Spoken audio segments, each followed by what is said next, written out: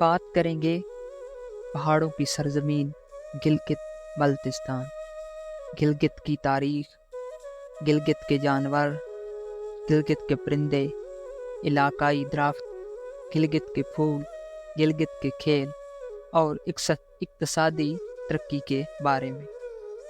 MH info کی ایک اور دلچسپ ویڈیو میں خوش آمدید۔ پاکستان کا زیر انتظام علاقہ جو متنازع ریاست جموں و کشمیر کا حصہ ہے۔ 1939 سے پہلے یہ علاقے مختلف ریاستوں میں بٹے ہوئے تھے، جن میں بلتستان، گلگت شامل ہیں۔ اس کے علاوہ ہنزا، نکر الگ خود مختار علاقے تھے۔ ان علاقوں میں گلگت اور بلتستان کو جنرل زور اور سنگھ نے فتح کر لیا اور ریاست جموں و کشمیر میں شامل کر دیا۔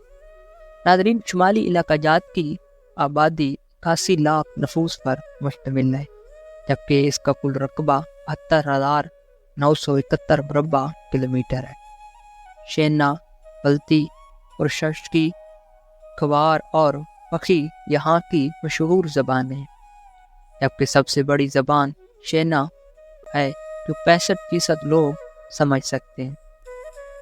گلگت کے 3 ڈویژن ہیں: بلتستان، دیا میر اور گلگت۔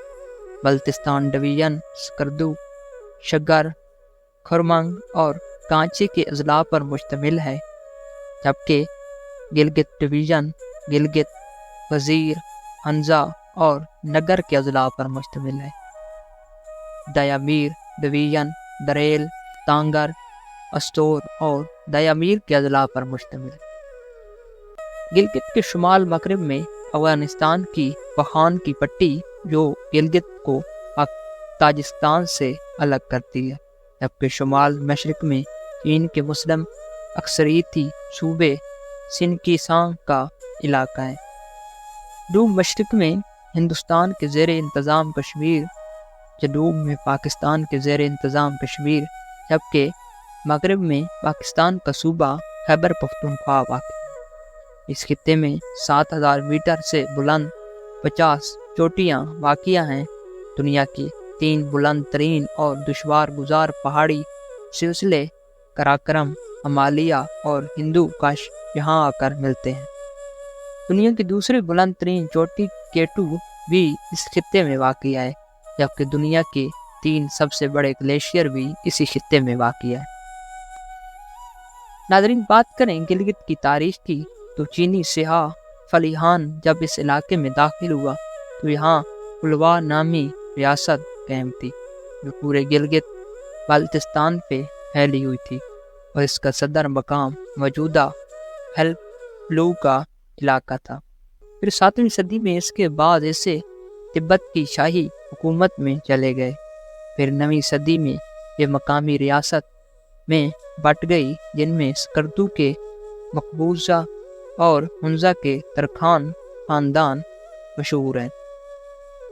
منکبون خاندان کے راجاؤں نے بلتستان سمیت لداخ، گلگت اور چترال تک کے علاقے پر حکومت کی۔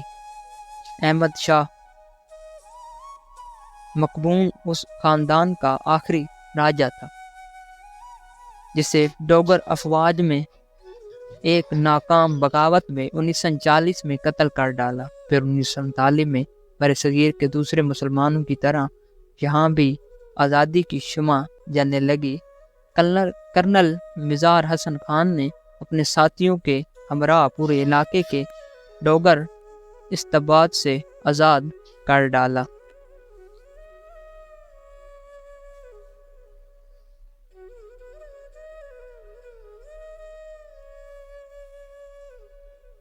ناظرین، گلگت اور بلتستان 1848 میں کشمور کے ڈوگرا سنگھ راجا نے ان علاقوں پر بزور طاقت قبضہ کر لیا، اور جب پاکستان آزاد ہوا تو اس وقت یہ علاقہ ریاست جموں و کشمیر و قضائے تبت میں شامل تھا۔ 1948 میں اس علاقے کے لوگوں نے خود لڑ کر آزادی حاصل کی۔ اس آزادی کا آغاز گلگت سے ہوا اور 1 نومبر 1947 کو گلگت پر ریاستی افواج کے مسلمان افسروں نے قبضہ کر لیا۔ اور آزاد جمہوریہ گلگت کا اعلان کر دیا۔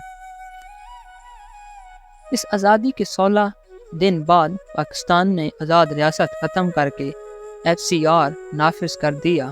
آزادی کے بعد یہ علاقہ ایک گمنام علاقہ سمجھا جاتا تھا، اسے شمالی علاقہ جات کہا جاتا، لیکن 2009 میں پاکستان پیپلز پارٹی کی مرکزی حکومت نے اس خطے کو نیم صوبائی اختیارات دیے۔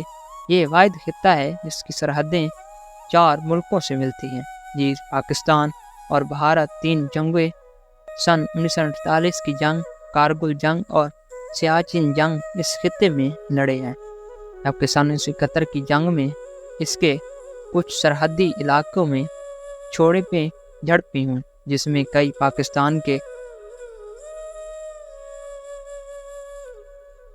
کئی گاؤں بھارتی قبضے میں چلے گئے اور بھارت کے کئی گاؤں پاکستان کے قبضے میں چلے گئے۔ انہی وجوہات کی بنا پر یہ علاقہ دفاعی طور پر ایک اہم علاقہ ہے۔ اس کے ساتھ ساتھ یہیں سے تاریخی شاہراہ ریشم گزرتی ہے۔ 2009 میں اس علاقے کو نیم صوبائی حیثیت دے کر پہلی دفعہ یہاں عام انتخابات کروائے گئے، جس کے نتیجے میں پاکستان پیپلز پارٹی سے تعلق رکھنے والے سید مہدی شاہ پہلے وزیر اعلیٰ منتخب۔ ناظرین، عمران خان نے 2020 میں گلگت بلتستان کو صوبائی درجہ دینے کا اعلان کر دیا۔ نئے صوبوں کو پاکستانی پارلیمنٹ میں بھی نمائندگی دی جائے گی، لیکن اپریل 2022 میں تحریک انصاف کی مرکزی حکومت کے ختم ہونے تک خطے کو نہ ہی آئینی صوبے کا درجہ ملا اور نہ ہی پاکستان کی قومی اسمبلی اور سینٹ میں نمائندگی ملی۔ بات کریں اقتصادی ترقی کی تو سیاحت نسبتاً ترقی یافتہ پاکستان شاہراہ قراقرم کے ذریعے چین کے سیکیان سے منسلک ہے اور گلگت پاک چین اقتصادی راہداری کے مرکوزوں میں سے ایک ہے۔ اضلاع اور اعداد و شمار: گلگت بلتستان اب 14 اضلاع پر مشتمل ہے، جن میں سے 5 بلتستان میں، 5 گلگت اور 4 دیابیر میں ہیں۔ ناظرین، اگر ہماری یہ ویڈیو آپ کو پسند آئی ہو تو ہمارے چینل کو سبسکرائب کریں اور بیل آئکن کے نشان کو دبانا نہ بھولیں۔ ملتے ہیں ایک اور دلچسپ ویڈیو کے ساتھ۔ اللہ حافظ۔